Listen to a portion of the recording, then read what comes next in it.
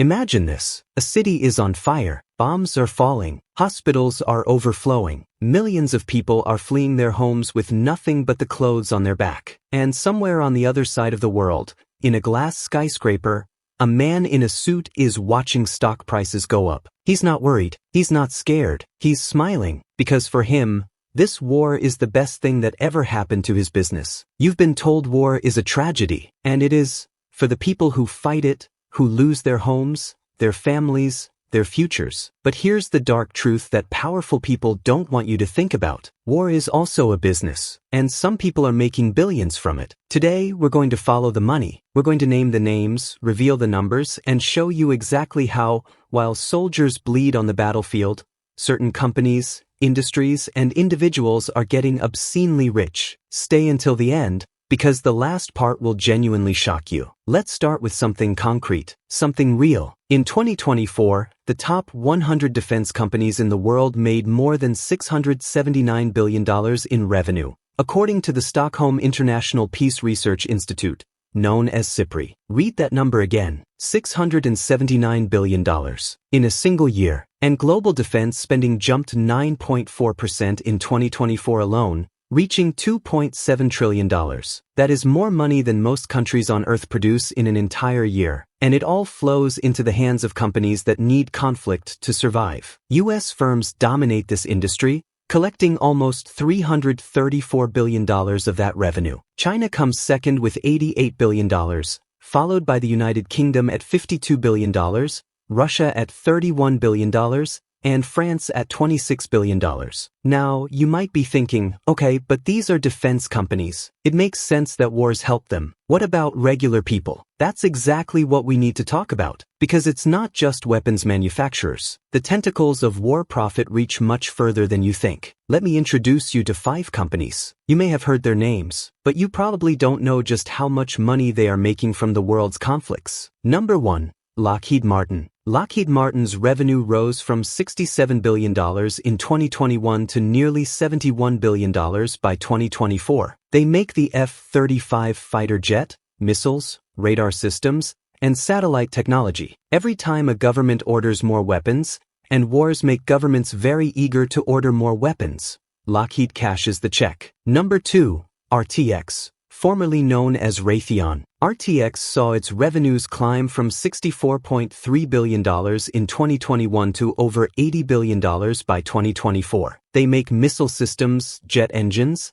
and the kind of precision guidance technology that turns ordinary bombs into smart weapons. In 2024, $43.6 billion of RTX's revenue came directly from defense. Number 3. Northrop Grumman. Northrop Grumman's revenue jumped from $36.6 billion in 2021 to over $41 billion by 2024. They build stealth bombers, nuclear modernization systems, and space technology for the U.S. Air Force. Number 4. General Dynamics. General Dynamics posted a record $47.7 billion in revenue in 2024, up nearly 25% from 2021. They make nuclear submarines, battle tanks, and armored vehicles. Every new conflict zone means new orders. Number 5. Boeing. Yes, the same Boeing that makes the airplane you fly in. Even amid quarterly losses in its civilian division, Boeing's defense wing has helped offset broader weaknesses through renewed military orders and long-term contracts. From 2020 to 2024,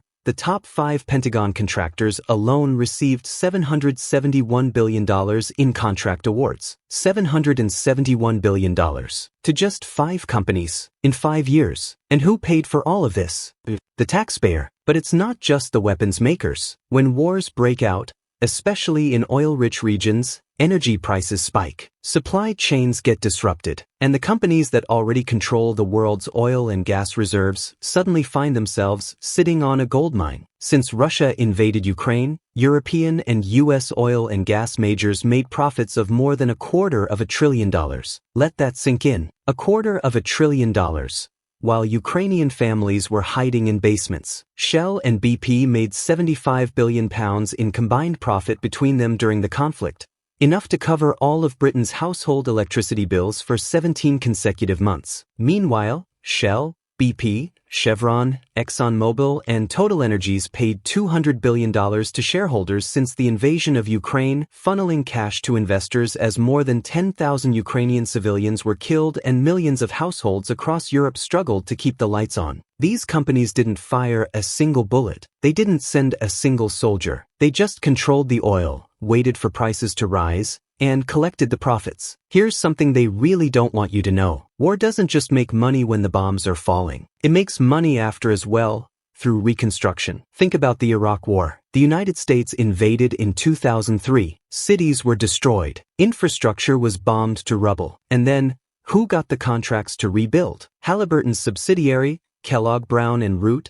KBR, received a Pentagon contract worth as much as $7 billion over 2 years, awarded without any open competition. No bidding war, no transparency, just billions of dollars handed directly to a company whose former CEO was Dick Cheney, the same vice president who helped lead the country into that war. Bechtel also received a contract worth up to $680 million to rebuild Iraqi roads, schools, sewers, and hospitals. Destroy the country, then get paid to rebuild it. It is, in the most brutal sense, a perfect business model. Now someone might say, this is a modern problem. Capitalism gone wrong. But the truth is, this has been happening for centuries, and the historical data is staggering. During World War I, some American companies saw their profits rise by 1,700%. Major General Smedley Butler, one of the most decorated U.S. Marines in history, wrote an entire book about it, calling war a racket. During World War II, it got even bigger. Of the 100 corporations with the largest volume of war business, 3 increased their profits 10 times over. 19 companies tripled their pre-war profits. The 200 largest steel corporations more than doubled their annual profits during the war. And the legacy of that wealth? It didn't disappear after peace was declared. By 1970, 4 of Germany's top wealthiest businessmen were all former Nazi Party members who had built dynastic wealth through wartime collaboration, exploiting slave labor and seizing Jewish-owned businesses. One family's descendants still rank among the richest people on Earth today, with a fortune exceeding $26 billion. War doesn't just create profit, it creates dynasties. DuPont, which manufactured smokeless gunpowder in World War I, doubled its prices in 1915 and saw its annual profits skyrocket from $5 million to $82 million in a single year. The J.P. Morgan banking firm earned $30 million just for acting as a purchasing agent for the British. Banks financing the war, collecting interest while men died in the trenches. The pattern is not new. It is very, very old. You might think that Silicon Valley, the home of innovation, of making the world a better place, would be different. Think again. Today, Palantir builds battlefield data platforms. Amazon and Microsoft run Pentagon cloud contracts. Google has developed AI for warfare despite internal employee protests. A new generation of war profiteers is emerging, and they wear hoodies instead of suits. Elon Musk's Starlink satellite network has become a critical communications infrastructure in conflict zones, reinforcing the strategic value of his space technology holdings. When wars break out, Starlink becomes essential, and Musk's value goes up. In 2023 alone, the top 5 U.S. defense contractors spent over $60 million combined on lobbying Congress, targeting defense budgets, foreign policy legislation, and arms export approvals. Critics argue this creates a feedback loop. The more fear and threat perception companies can generate, the more governments spend. And the more governments spend, the more these companies profit. As one former Pentagon analyst put it, peace is not profitable. Here's the question you need to sit with. If some people get richer during war, who gets poorer? The answer is always the same. Regular people, working families, soldiers who come home broken, civilians who lose everything overnight, taxpayers who fund the bombs and then fund the rebuilding, while the profits flow to shareholders. U.S. military aid to Ukraine alone has totaled $65 billion since Russia's invasion. Military aid to Israel exceeded $18 billion in just the first year after October 2023. That is taxpayer money, money that could have funded hospitals, schools, infrastructure, climate change solutions. As one researcher noted, the continuing militarization of the global economy has a double cost: lives lost in conflict, and devastating problems left unsolved. Wars don't solve poverty. They don't stop climate change. They don't build better education systems. But they do make certain people very, very wealthy. So the next time you hear about a war breaking out,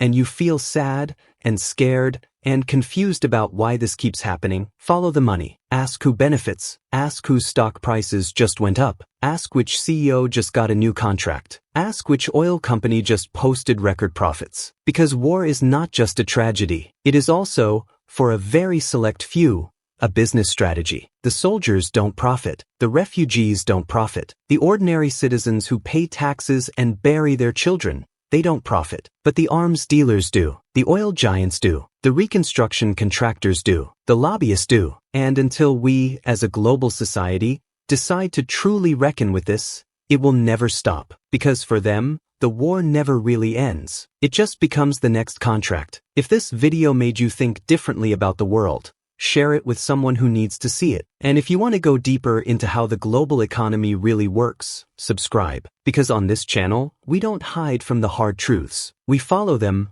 all the way to the top.